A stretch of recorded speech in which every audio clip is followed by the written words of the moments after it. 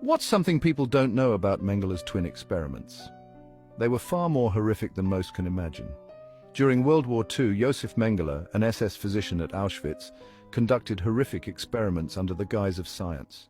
His primary subjects? Twins. They were seen as keys to unlocking genetic secrets to support Nazi ideology on racial purity. The Nazis believed that by studying twins they could uncover the secrets of human genetics and heredity, which they hoped would help them create a so-called master race. When twins arrived at Auschwitz, their fate took a dark turn. They were immediately separated from their families, who were often sent to the gas chambers.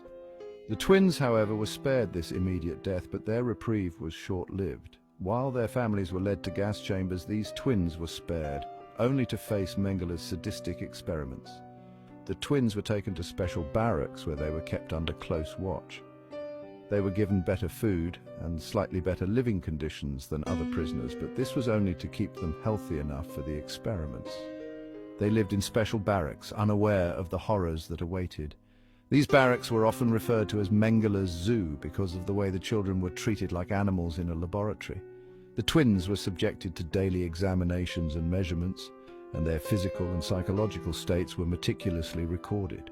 Mengele's research included blood transfusions between twins, often resulting in extreme pain, infections, and death. He was obsessed with the idea of creating a perfect Aryan race and believed that twins held the key to understanding genetic inheritance. He would transfuse blood from one twin to another, often without any regard for blood type compatibility, leading to severe complications. Surgeries were performed without anesthesia, removing organs or limbs and even attempting to create conjoined twins. Mengele's surgical experiments were particularly gruesome. He would perform operations to remove organs or limbs, often just to see how the body would react. In some cases, he attempted to sew twins together to create conjoined twins, resulting in excruciating pain and often death. These grotesque procedures led to horrific pain, mutilation, or death. The twins who survived these surgeries were often left with permanent disabilities and disfigurements. The psychological trauma of these experiences was immense, as the children were forced to endure unimaginable suffering. He injected twins with chemicals and deadly pathogens, studying their reactions. Mengele was particularly interested in the effects of various chemicals and diseases on the human body. He would inject one twin with a substance and leave the other as a control, observing the differences in their reactions. Typically, one twin was infected while the other was left as a control. This method allowed Mengele to compare the effects of the injections on the infected twin with the health of the uninfected twin. The infected twin often suffered from severe illness, pain, and eventually death. When one twin died, Mengele would kill the other to perform simultaneous autopsies for comparison. This was done to study the effects of the experiments on the twins' bodies and to compare the pathological changes.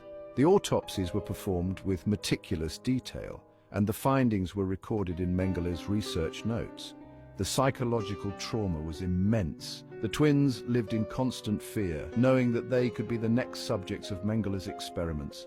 They witnessed their siblings and friends being subjected to horrific procedures and often saw them die as a result.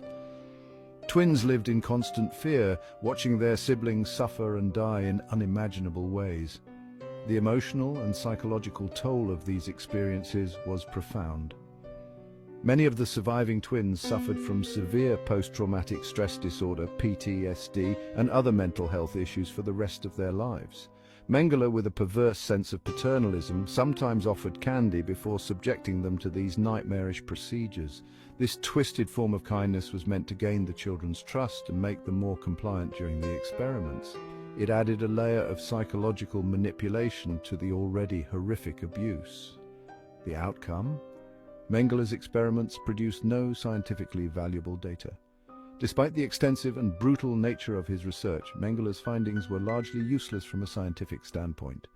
His methods were unscientific, and his conclusions were driven by Nazi ideology rather than genuine scientific inquiry. Mengele's experiments produced no scientifically valuable data. The so-called research was nothing more than a series of sadistic and inhumane acts disguised as science. The data collected was often inconsistent, poorly recorded, and tainted by the extreme conditions under which the experiments were conducted. They were driven by Nazi ideology, not scientific integrity. The primary goal of Mengele's experiments was to further the Nazi agenda of racial purity and eugenics. The scientific community has universally condemned his work as unethical and devoid of any legitimate scientific merit. Of approximately 1,500 pairs of twins, fewer than 200 survived the Holocaust. The survivors were left with deep physical and emotional scars.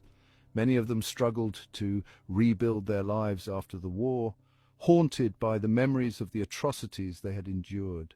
These twin experiments are horrifying examples of medical ethics completely violated, leaving permanent scars on survivors and a legacy of suffering.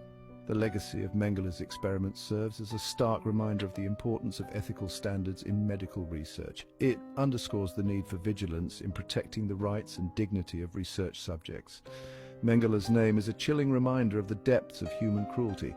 His actions have become synonymous with the worst abuses of medical science and the profound suffering inflicted in the name of ideology.